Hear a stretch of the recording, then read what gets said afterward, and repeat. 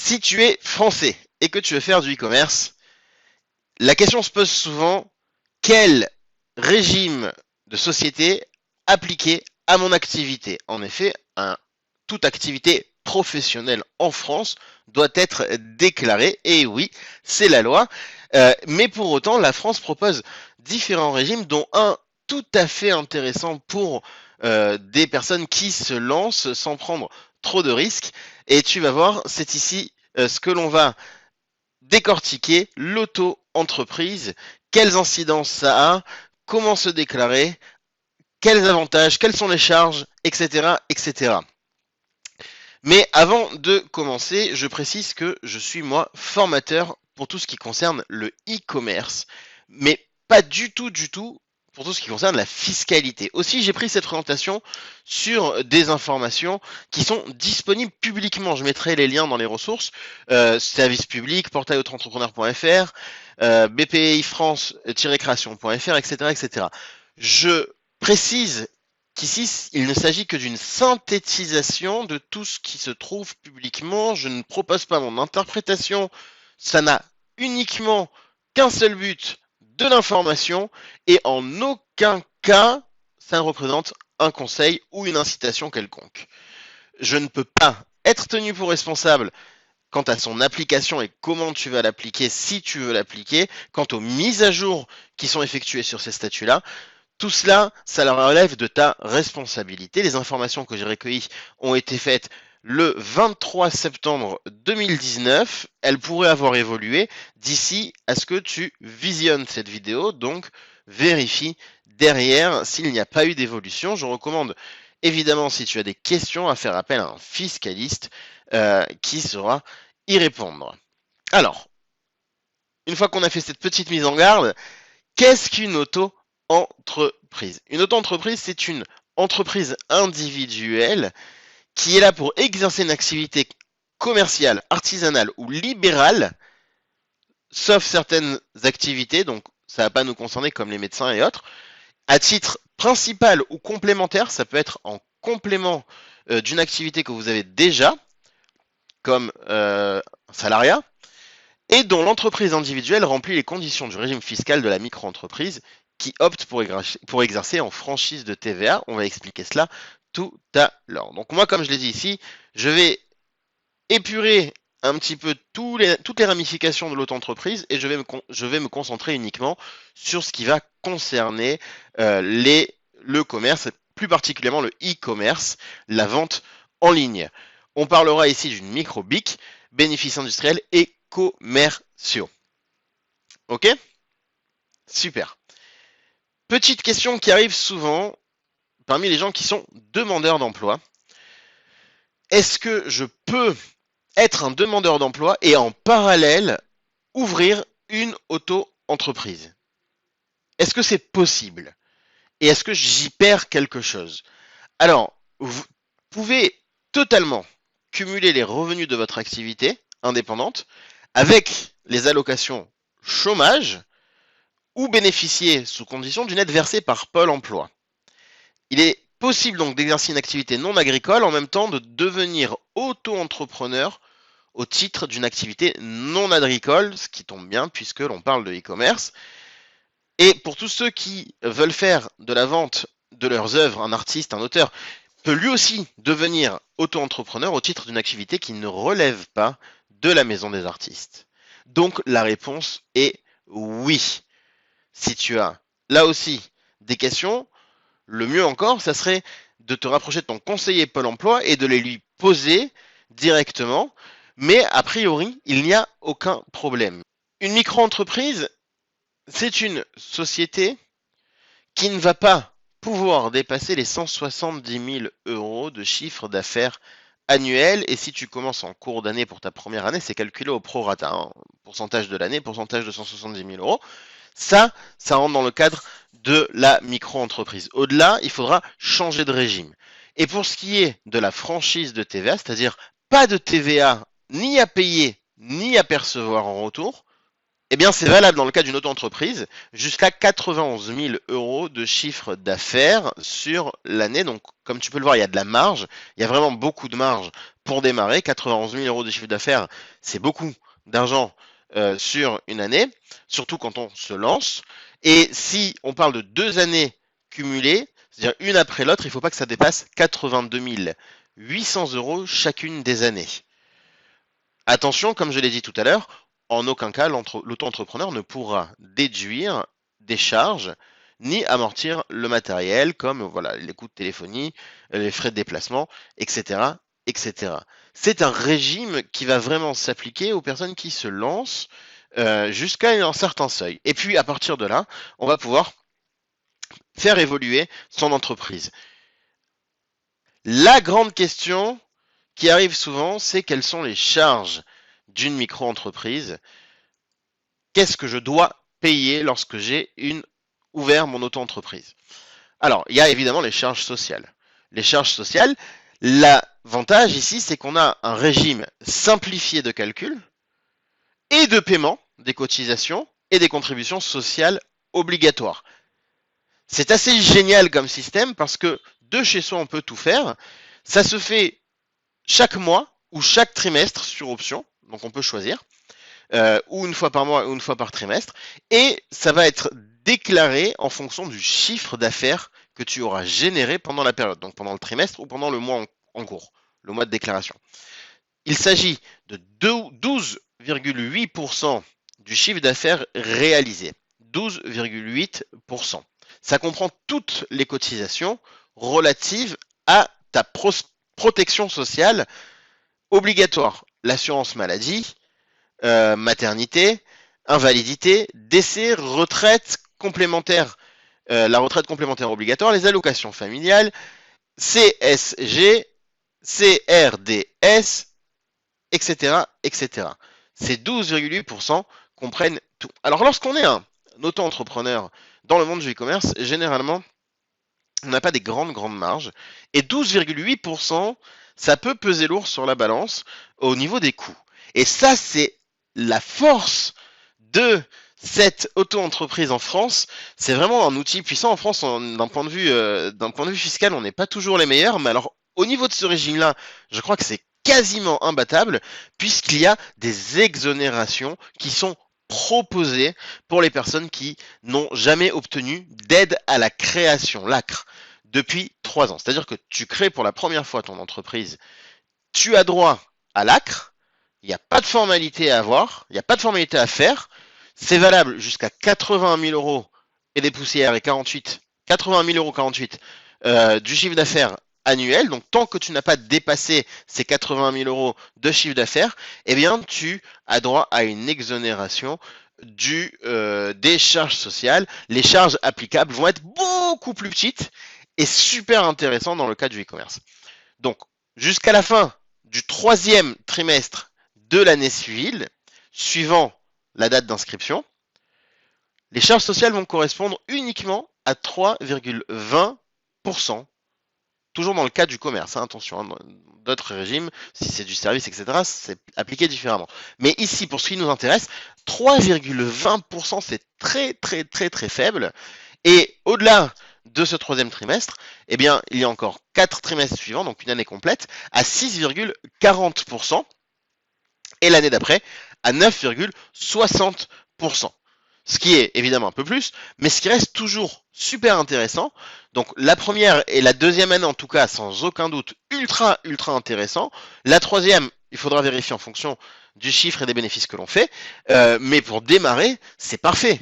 C'est parfait, c'est vraiment tout petit et ça s'inclura très simplement dans nos marges puisqu'il s'agit donc d'un montant variable par rapport au chiffre d'affaires. C'est-à-dire que si je vais vendre un article à 10 euros, il faudra juste majorer de 3,20%. Ça fera donc 10,32 euros, très précisément, pour pouvoir payer les charges sociales. Donc ça rentre tout à fait sans trop alourdir le prix de mon produit final. À cela, il faudra rajouter la contribution à la formation professionnelle, ce qui est obligatoire en France, ce qui n'est pas grand-chose non plus, c'est du 0,10% annuel, donc on est vraiment sur quelque chose de petit. Et enfin, les charges fiscales. Les charges fiscales, l'impôt sur le revenu. Et là encore, on a quelque chose de relativement très très souple, quasiment magique, pour ce qui est de l'impôt sur le revenu. Ils ont appelé ça l'option pour le versement libératoire, et il faut croire que c'est vraiment libératoire, puisqu'il s'agit ici de ne verser que 1% seulement du chiffre d'affaires. Ça se paye tous les mois ou tous les trimestres, comme tout à l'heure. 1% seulement. Donc pour y prétendre, en 2019, votre revenu fiscal de référence de l'année 2017 ne doit pas excéder les 27 086 € par part de quotient familial. Donc il faudra consulter l'avis d'imposition. Mais a priori, quasiment tout le monde, sauf ceux qui ont de très gros revenus, ont le droit de bénéficier de ce versement libératoire à 1% du chiffre d'affaires. Mais alors du coup, ça va augmenter vos revenus, évidemment. Ça va donc peut-être faire passer tes revenus à la tranche d'imposition supérieure. Et là, la question se pose, bon, si tu as d'autres revenus issus du revenu professionnel, de combien ça va faire changer ton impôt sur le revenu au niveau de ta tranche? Eh bien, ça va s'additionner. Le revenu professionnel issu donc de ton auto-entreprise va s'additionner à tes revenus pour faire passer de tranches.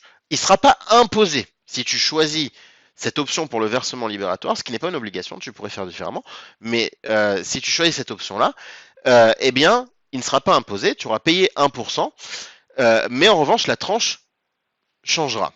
Maintenant, qu'est-ce que le revenu professionnel? Est-ce que c'est le chiffre d'affaires? Non, c'est un forfait. C'est un pourcentage du chiffre d'affaires et c'est un petit pourcentage. Il s'agit de 29% de ton chiffre d'affaires. Donc c'est pas énorme. Si tu as fait 50 000 € de chiffre d'affaires sur l'année, eh bien, ce qui va te faire passer de revenus, de tranche, ce sera uniquement 29% de 50 000 €, soit 14 500, pardon, soit 14 500 qui te fera évoluer et ça impactera les impôts sur tes autres revenus à ce titre. Mais ce qui est relativement une très bonne chose, puisque sur le revenu en lui-même professionnel, donc sur ce que tu auras gagné sur ces 50 000 €, eh bien tu n'auras été imposé qu'à 1%. Et ça, c'est absolument génial. Donc toujours dans le cas du versement libératoire. Pour récapituler en termes de charges, qu'est-ce que l'on a? Eh bien, si on bénéficie de l'ACRE et que l'on est dans les 3 premiers trimestres de l'année et que l'on n'a pas dépassé les 80 000 € 48 de chiffre d'affaires sur l'année au prorata, eh bien, toutes les charges au total vont correspondre à 4,30%, 4,3% du chiffre d'affaires. Charge sociale 3,20, cotisation formation 3,10, impôt sur le revenu 1%, et c'est tout. 4,3%, a priori, ça rentre complètement dans les marges d'un e-vendeur qui se lance, ça s'intègre en tous les cas facilement dans les marges d'un e-vendeur qui se lance, et ça lui permet de voir venir les choses. Évidemment, après, on passe au deuxième palier des charges sociales à 6 et quelques pourcents, donc ça augmente un petit peu, mais même là, on rajoute un 10 et ça fait 7 et quelques, et même là, ça restera intéressant à intégrer dans ces charges, et on a de quoi voir venir au moins pour les 2 premières années tranquillement, sans trop se prendre la tête, et quand on dépasse le chiffre d'affaires en question, puisque c'est quand même le but d'aller sur des chiffres d'affaires de plus en plus gros, quand on dépasse le chiffre d'affaires en question, il faudra peut-être réenvisager le régime que l'on a utilisé, et à ce moment-là, on se payera le luxe d'avoir un comptable, un expert comptable qui nous dira quel est le meilleur régime et dans quelle configuration on optimise nos charges. Tu en conviendras, la France fait tout pour que tu te lances, finalement. Alors, au niveau des déclarations et des paiements des charges, comment ça se passe? Alors, c'est relativement simple là aussi, puisque ça se passe en ligne, ça se fait sur le site de l'URSSAF. Là encore, je mettrai tous les liens qu'il faut dans les ressources de la vidéo. Ça se base sur une déclaration que tu fais et que tu payes au niveau de chacune des échéances avant l'échéance en question. Ça se fait en ligne directement sur ton espace. Il y a un espace sur SAF. Alors moi j'ai moi-même pas d'auto-entreprise. J'en ai jamais eu pour tout vous dire. Par contre, je connais beaucoup d'élèves qui en ont et qui ont commencé par là. Et effectivement, voilà, ça se passe relativement facilement en quelques clics sur Internet. Alors, quelques cas particuliers au niveau des charges sociales et des avantages sociaux. Des avantages sociaux, est-ce qu'on perd des avantages si on est dans une configuration ou une autre?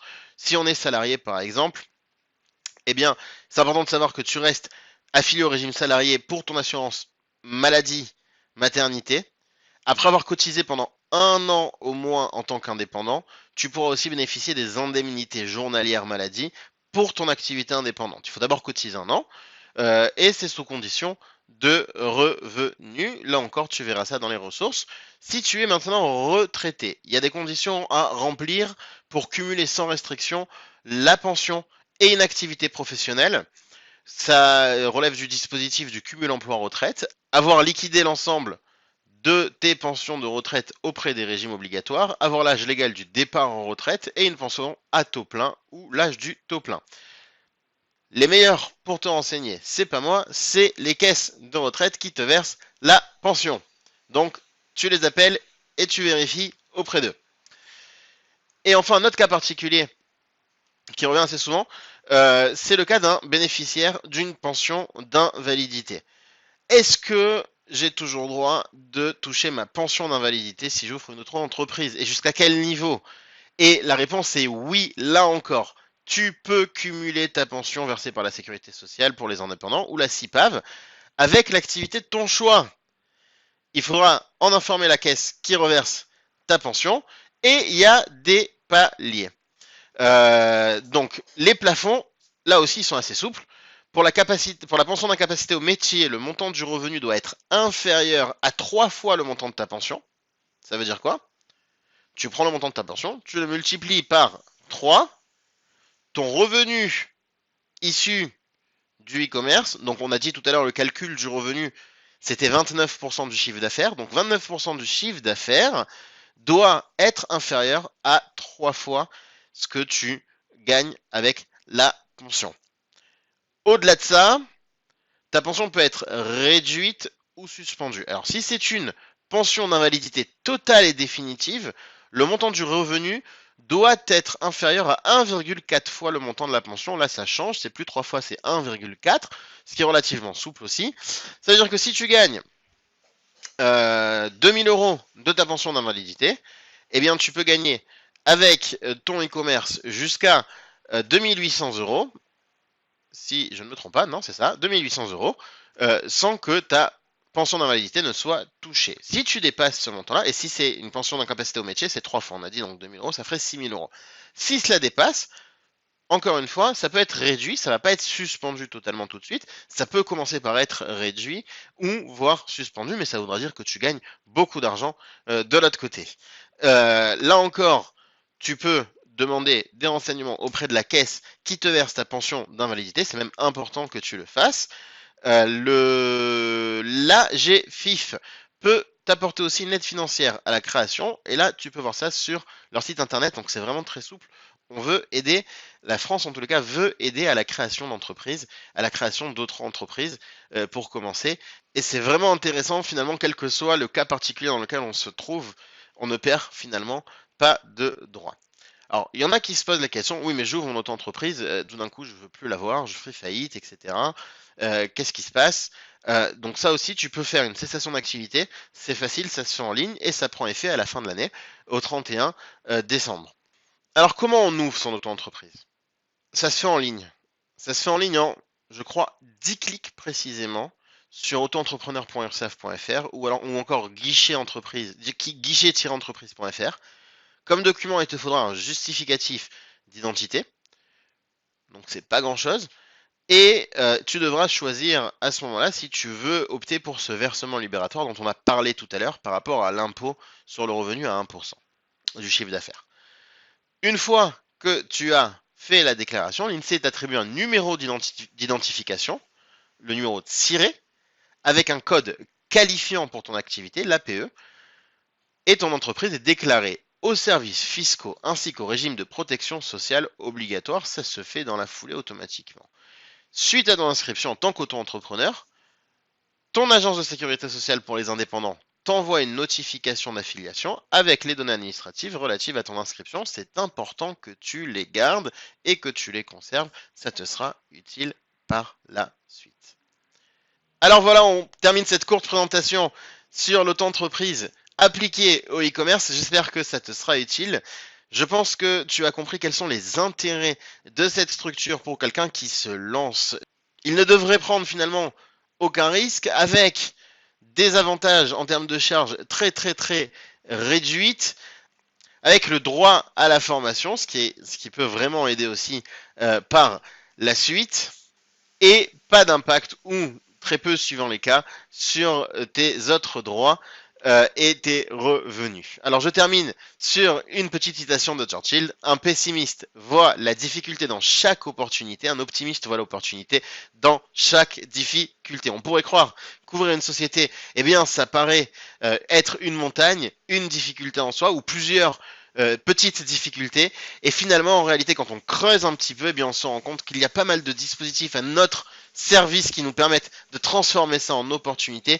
Et là c'est peut-être une des plus belles opportunités que la France offre à ses ressortissants pour se lancer dans une activité professionnelle. Donc profitez-en et bonne chance à tous et à toutes. Ah, j'allais oublier aussi, maintenant que tu as la structure qui te permet de monter ton e-commerce, si tu ne sais pas comment faire pour créer une activité sur Internet de vente en ligne, n'hésite pas à te connecter sur le lien que je te donne là aussi dans les ressources.